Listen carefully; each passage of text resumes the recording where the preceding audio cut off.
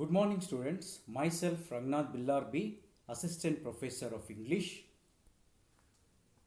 In our today's discussion, we shall discuss about the usage of words. English language has lot of grammatical elements and rules to follow, while both speaking and while writing. This can make English language very difficult for the non-native speakers.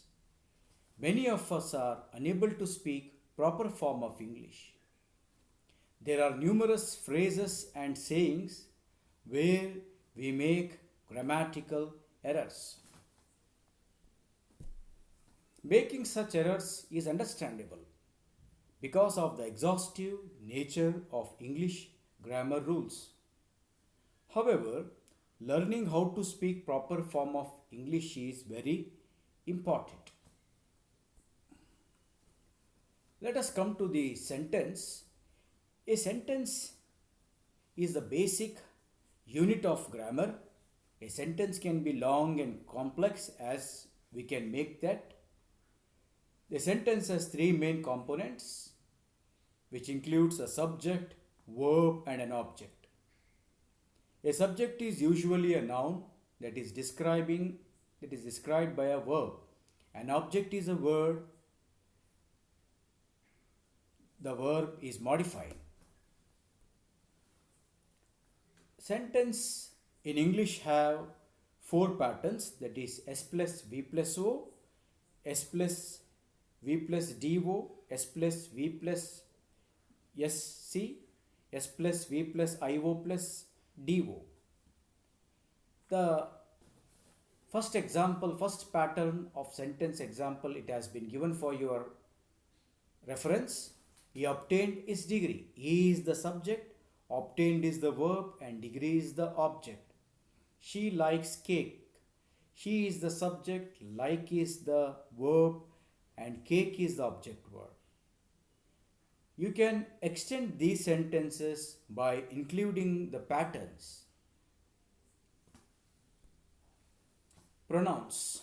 Pronouns are the words used in the place of the name of a person, place, thing, or idea.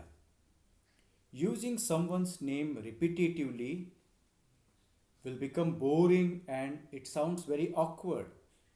So because of that, we use the pronouns like she, he, and it.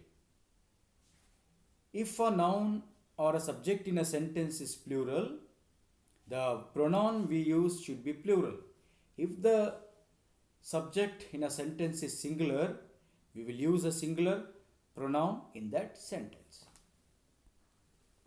For example, Meera went to the doctor as she was not feeling well. In this sentence, Meera, the subject, she is singular in number. So we have used the plural which describes Meera. She, it is in singular form, singular pronoun. And the second example, when students arrive on the first day of the school, they need help finding their classroom. In this sentence, students, the noun or the subject, it is in plural form. Therefore, we have used the plural pronoun they in this sentence. Usage of I and me. These words, I and me, they sound similar, but the meaning of these two words changes in the sentence. I is used when you are the one doing the action in the sentence. Me is used when the action is being done to you in a sentence. I is also used as the subject of a sentence.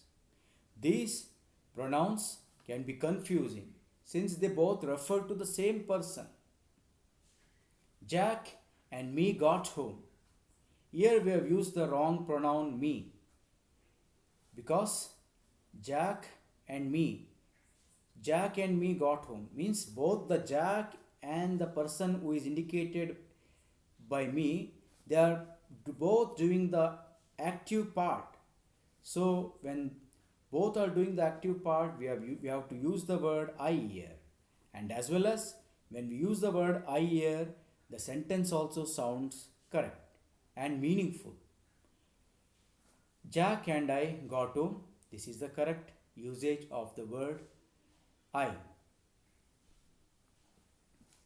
When you come to the another example, we'll understand the usage of these words clearly. I studied for the test. You are the one doing the studying. So using I is correct. I is the person in this sentence who is doing active part. So we are using the word I. Instead of I, if you use me studied for the test. This sentence sounds very odd and not suitable or not acceptable. So therefore, we have to use the correct form of word I whenever the situation needs or demands. She took me home. Me is being taken home. She took I home sounds very odd. Therefore, using I in this sentence will make it incorrect. She bought a gift for me. Gift for I. When we cut the first part of the sentence and we use only gift for me phrase, and in this gift for me, if you put I, gift for I, how it sounds? It sounds very unacceptable, not suitable. So rereading the sentence helps you to see which word I or me suits for the sentence.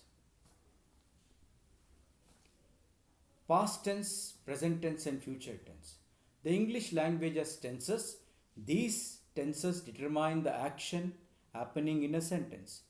Most often, these sentences are either in past, present, or the future. We have to keep the sentences same throughout your sentence and do not mix tenses. Let us come to the past tense. Past tense example. I drove home yesterday. The verb indicating past tense, drove. Present tense. I drive home every day. Drive is in the present tense. Future tense. I will drive home later today. Even though different verbs in these three sentences are indicating different times, but the basic meaning of these three sentences remains the same. It's and its. It's, that is used with the apostrophe. It is a shortened form of it is or it has. The other words used with the apostrophes, they've, didn't, she'll. They have, did not, she will. So these are the full forms of this shortened form of words. Why we use these words, shortened forms of words, to make the words merge with it. The to be verbs gets merged with the first word. It's time to start the lecture. While we write, we will use it is time to start the lecture. It's essential that we leave on time. While we write, we say it is essential that we leave on time. Now let us come to the other word, that is without the apostrophe, its. Its is a possessive pronoun used without the apostrophe. Possess means belong to something, animal or place. When we use its without the apostrophe, it means it is belonging to a certain thing, animal or a place or a company. First example, its habits have been studied in detail. Here the word its, it is indicating about an animal or another species or some species of plant or a thing. The cat wagged its tail. Here we are using cat. We don't use the word his because cat is an animal. Walmart is planning to expand its business. We won't say his business because Walmart is the name of a business industry. So this is how we have to use its and its. Lose and lose. LOSE lose is a verb. It means to fail, to suffer, or to part with. LOOSE lose, it is an adjective. It means not tight. You can lose money in betting. LOSE lose, it is correct because we are parting with what money we had after betting. We are losing that money. That money is not with us. We wear loose clothes in summer. LOOSE. It means not tight. One of the buttons on my shirt is loose. That is not tight. We are using LOOSE. It is the correct usage of the word. Let him lose the war. Not LOOSE. LOSE. It means let him fail in the war or let him get defeated in the war. Let the dog loose. LOOSE loose. This is the correct usage. Why? Dog is fastened with a rope or a chain. We have to untie it. We have to loosen it. Leave and let. These words are also confusing sometimes. Leave means to go away from a place. Let means to allow, permit, or grant. Examples: at what time does your train leave? It means when the train will be moving away from that place. Let him free. Let him free means allow him to go out. It might be of a prison. It might be from bondage. It might be from abduction. So let him free. She will not leave me smoke inside the classroom. This is the wrong usage of the word leave. She will not let me smoke inside the classroom means let means allow. She will not allow. Leave means go away from a place. So the word leave is wrongly used in the first sentence. In the second sentence, the same sentence we have used it with the verb let. So in this way, these words will confuse us. When we understand the basic differences in these two words, we can use these words correctly in our conversation and in our writing. Loan and lend. Lend is a verb, loan is a noun. These two words, they confuse us and we use these words wrongly as it has been described in this slide. Would you loan me your pencil? This is the wrong usage of the word. The right usage is, would you lend me your pencil? He went back to the bank to take out a loan. This is the correct usage of the word loan. Remember students, lend is a verb and loan has to be used as a noun. Later and latter. Latter refers to the last name of the two. Do not use latter if more than two are named. Later is referring to the time in the near future. Let us come to the example. In the first sentence, latter word has been wrongly used. John, Mary and Susan entered the room. The latter was carrying a typewriter. The right way of writing this sentence, correcting the error. John, Mary and Susan entered the room. The last named was carrying a typewriter. Why we should not use the word latter here? Because there are three people. When there are two people and we are indicating about the second last person, at that point of time we have to use the word latter. There is a typewriter and a pencil sharpener on the desk. The latter needs to be repaired.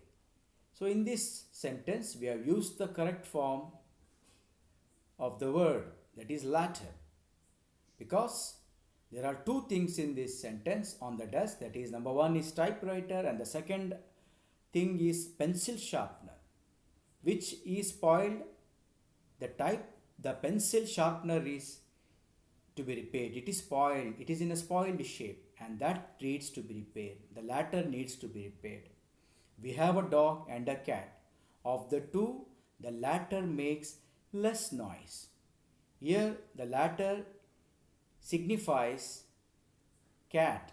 Here, the latter is indicating to the cat.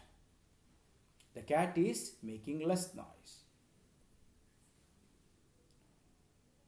Besides means in addition to. Beside means next to. He sat beside the old woman, that is next to the old woman. He was a bicycle besides a car. She speaks English besides Latin. It means he is the owner of a bicycle and as well as he is the owner of a car. He has two things. And in the third sentence, she can speak English and she can also speak Latin. That is in addition. Students, expanding our vocabulary is very important to speak correct and acceptable form of English language. So to improve our vocabulary, it is necessary that we have to read lot. We have to read the popular English magazines, popular English books. We have to visit libraries. We have to do research, and as well as we have to use a dictionary.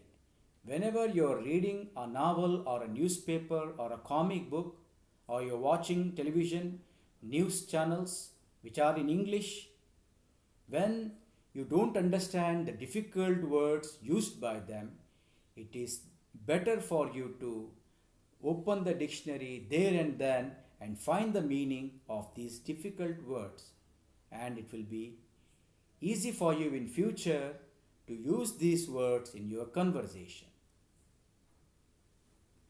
Now let us come to the activity, word games and quiz.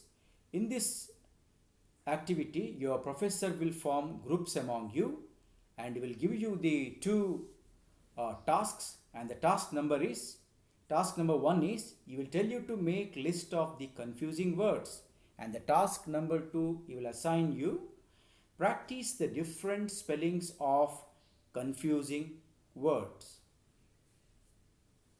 Thank you, students.